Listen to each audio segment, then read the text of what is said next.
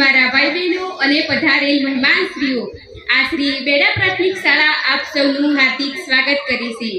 આજે હું 26મી જાન્યુઆરી વિશે બે શબ્દ કહેવા માંગુ છું, તો તમે બધા શાંતિથી સાંભળો તેવી મારી આશા છે।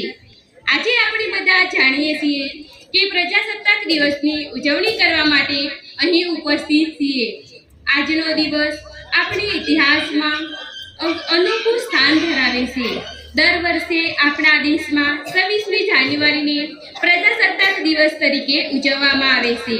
આ આપણો એક રાષ્ટ્રીય તહેવાર છે। આ દિવસ ભારતીય ઇતિહાસમાં વિશેષ સ્થાન ધરાવે છે।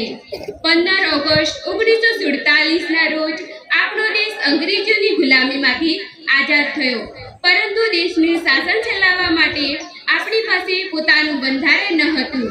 ત્યારે એક બંધારણ સભાનું આયોજન કરવામાં આવ્યું અને બંધારણ ઘડવામાં આવ્યું। તેના નિર્માણમાં બાબા સાહેબ આંબેડકરની સૌથી મોટી ભૂમિકા રહી હતી। 26મી જાન્યુઆરી 1950ના રોજ બંધારણ લાગુ કરવામાં આવ્યું। ભારતનું બંધારણ વિશ્વનું સૌથી મોટું લિખિત બંધારણ તરીકે ઓળખાય છે।